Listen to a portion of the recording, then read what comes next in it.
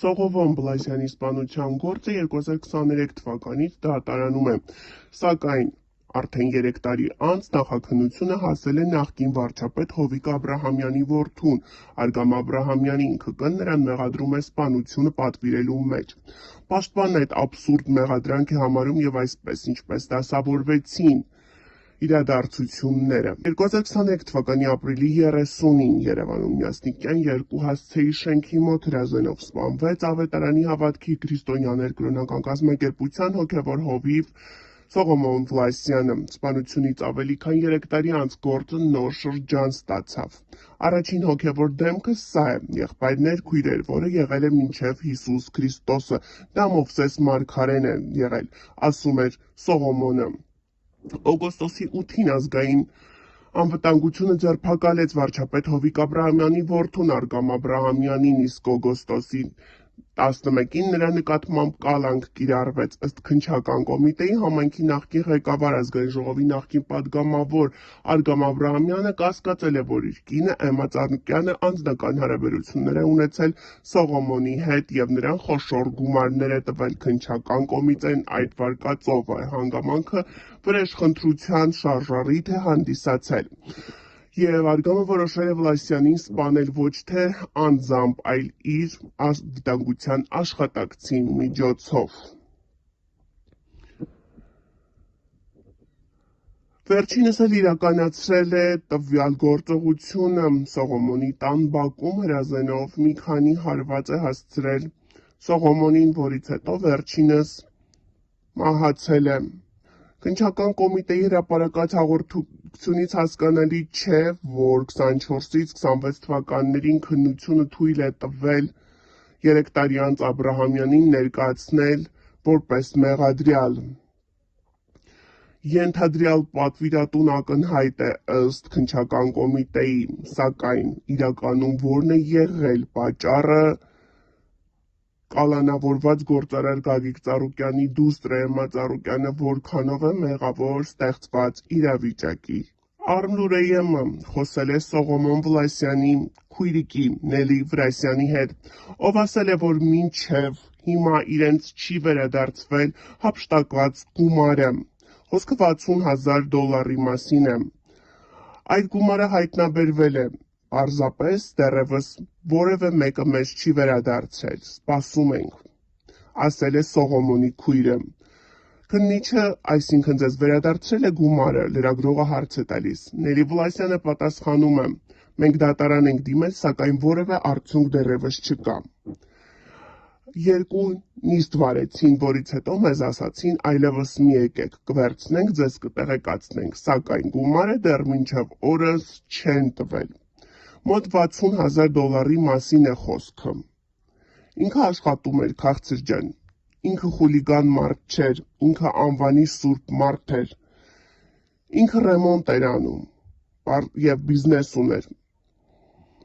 Նա դեղեր էր պատրաստում, բուսական, այնպես չի, որ ինքը փախած մարդ էր եւ ոչինչ չուներ, ոչ գումար, ոչ անուն, ոչ էլ չգիտեմ ինչ, նշում է Նելի Վլասյանը։ Այսօր կենտրոնի քրեակատարողական հիմնարկից Գագիկ Ծառուկյանը ուղերձ է հղել, որը ներկայացնում ենք։ Քանի որ վերջին շրջանում փորձ է արվում բարեգործությունը ներկայացնել այլ մեկնաբանություններով, ուզում եմ իմ մտքերը ներկայացնել այս կարևոր հարցի վերաբերյալ։ Տարիներ առաջ ասել եմ ու հիմա վերահաստատում եմ, բարեգործությամբ երկիր չես պահի։ Երկիրը զարգանում է ճիշտ տնտեսական քաղաքականությամբ, նոր ստեղծվող աշխատատեղերով, նոր տնտեսական հզորություններով, առողջ տնտեսական միջավայրերով եւ կառավարման էֆեկտիվ համակարգերով։ Բայց բարեգործությամբ դու կարող ես օգնել հազարավոր մարդկանց, կարող ես օգնել մշակույթի, գիտության, կրթության, սպորտի եւ այլ ոլորտների զարգացմանը։ Դու կարող ես փրկել կյանքեր, կառուցել եկեղեցիներ, տպագրել գրքեր, նկարահանել ֆիլմեր, հնարավորություններ ստեղծել կրթություն ստանալու, բեմադրել ներկայացումներ, անել այլ կարևոր գործեր, ամբողջ աշխարհում այդպես։ Եվ խնդիրն ամենևին փողի չափի մեջ չէ։ Ես գիտեմ հարյուրավոր հայ տղերքի, ովքեր հենց սկսել են կանել, ձգտել են իրենց քաղաքի կամ գյուղի համար մի բարի բան անել, փառք ու պատիվ նրանց։ Նրանց կողքին մենք գիտենք Մանթաշովի անունը, որի շնորհիվ բազմաթիվ հայ տաղանդներ կրթվեցին աշխարհով մեկ ու հայ ժողովրդի անունը բարձր պահեցին։ Մենք գիտենք Քրքոյանի անունը, որը իր պատմական հայրենիքին ահռելի գումարներ նվիրաբերեց։ Մենք գիտենք Սամվել Կարապետյանի անունը, որն իր բնավորության համաձայն առանց բարձրաձայնելու Հայաստանում եւ Արցախում արել է աննկարագրելի ծավալի բարեգործություն։ Եվ իմ արածների մասին չեմ խոսի։ Ինչ եմ արել ես Հայաստանում, պատմությունը կգնահատի, ամեն ինչ եղել է բոլորի աչքի առաջ, բայց մի թեմա պիտի բացեմ։ Երկար տարիներ ինձ մի միտք էր տանջում, ինչու պետք է միշտ միայն Սփյուռքը օգնի Հայաստանին։ Մենք ունենք հայկական աշխարհ եւ եթե աշխարհի տարբեր հատվածներում հայերը ժամանակ առ ժամանակ ունենում են օգնության կարիք, ինչու է Հայաստանից որևէ մեկն օգնության ձեռք չմեկնի։ Եթե անկախության սկզբնական շրջանում դա ուներ բացատրություն, ապա հետագայում սա իներցիոն սխալ էր, ընդ որում կոպիտ սխալ։ Մի պահից ես որոշեցի փոխել այս ավանդույթը ու որոշեցի ինքս լինել հայաստանցի այն բարեգործը, ով օգնում է աշխարհի տարբեր ծայրերում դժվարության մեջ հայտնված մեր հայրենակիցներին։ Այդպես ես Հայաստանում ծնված ու կայացած Գագիկ Ծառուկյանս օգնել եմ պատերազմի ճիրաններում հայտնված Սիրիայի մեր հայրենակիցներին։ Լիբանանի մեր հայրենակիցներին, Իրանի հայ համայնքին, Մերձավոր Արևելքի տարբեր երկրների հայ համայնքներին, տարբեր երկրների ֆինանսական խնդիրների առաջ հայտնված հայկական վարժարաններին, դպրոցներին, աշխարհի տարբեր երկրներում մեր եկեղեցիներին ու հայկական համայնքներին։ Հայկական աշխարհի միասնականությունը նաև նման քայլերով է ստեղծվում եւ ամրապնդվում, երբ աշխարհի ցանկացած ծայրում դժվարության հանդիպած հայը ստանում է հայրենիքի հայ աջակցությունը։ Նորից եմ կրկնում, բարեգործությունը փողի չափի հետ կապ չունի, բարեգործությունը օգնում է ձևավորել ավելի լավ հասարակություն, իրար հարգող, իրար օգնության ձեռք մեկնող հասարակություն։ Ես տարբեր առիթներով ասել եմ, որ չի լինում մենակի երջանկություն, պարզապես չի կարելի ապրել խոզի նման, մտածել միայն սեփական շահի մասին ու անտարբեր լինել քո երկրի, քո ժողովրդի հոգսերի հանդեպ։ Ես մեծացել եմ դժվար ապրող, համեստ ապրող ընտանիքում, բայց տեսել եմ, որ մայրս հացի մի կտորը միշտ առանձնացնում էր ավելի վատ ապրողների համար։ Ես ինչ արել եմ իմ երկրի համար, քիչ եմ արել, դա Աստված կանեմ ավելին, իմ որդիները վստահաբար կանեն նույնը։ Բարեգործություն բառացի նշանակում է բարի գործ, բարի գործն առաջին հերթին բարի մտադրություն է հանուն երկրի, հանուն ժողովրդի ապագայի։ Դա սրտից բխող ձգտում է, որ ամեն մեկը իրականացնում է իր կարողությունների չափով։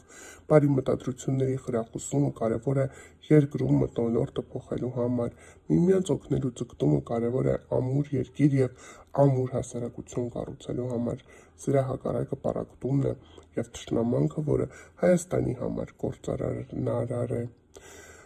Այսօր օգոստոսի 10-ին 26 թվական հայտնել է իր ուղերձը կենտրոն քրեակատարողական հիմնարկից բարեգործ Գագիկ Ծառուկյանը։ Նյուզայմի տեղեկություններով ձերբակալվել է նախկին վարչապետ Հովիկ Աբրահամյանի որդին Արգամ Աբրահամյանը, ՆԲՀԿ առաջնորդ Գագիկ Ծառուկյանի փեսանը։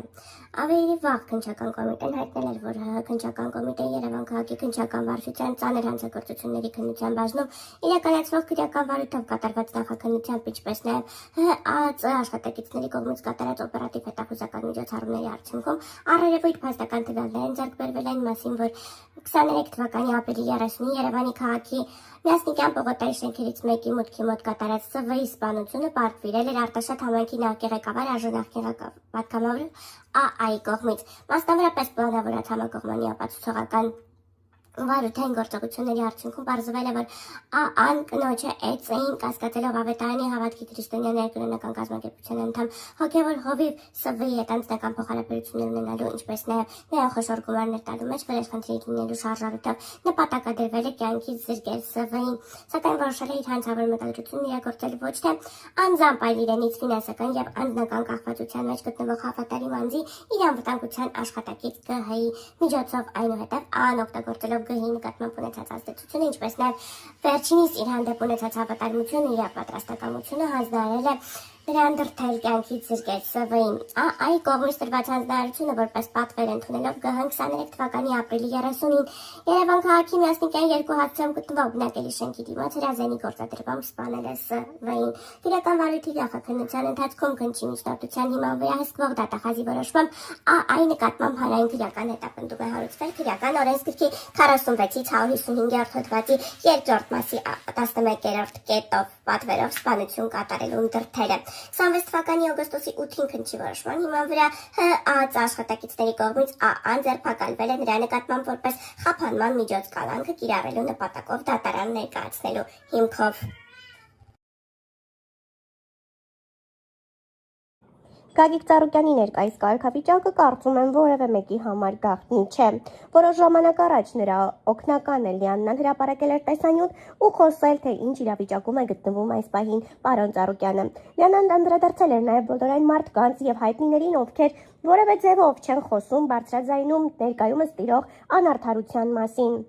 Իմաստն էլ խոսում է, որ այս ամենը պարզապես շոու է եւ մի օր վերջը գալու է տվյալ շոուի։ Շատերը քննարկում են պարոն Ծառուկյանի ձեռնաշղթաների փոքրությունը, մի մասը պահանջում է մեծ ձեռնաշղթաներ պատվիրել, որպեսզի նման իրավիճակում պարոն Ծառուկյանը չհայտնվի։ Սակայն մենք ներկայացնում ենք այս պահին Տիկին Ջավահիր Ծառուկյանի ծննդյան օրվա հետ կապված որոշ մանրամասներ։ Գագիկ Ծառուկյանի տիկտոկյան հարթակում հրապարակվեց տեսանյութ, որտեղ վերջինս շնորհավորում է իր տիկնոջը։ Տեսանյութում հրապարակված են լուսանկարներ Ջավահիր Ծառուկյանի, նրա թոռների եւ ընտանիքի հետ։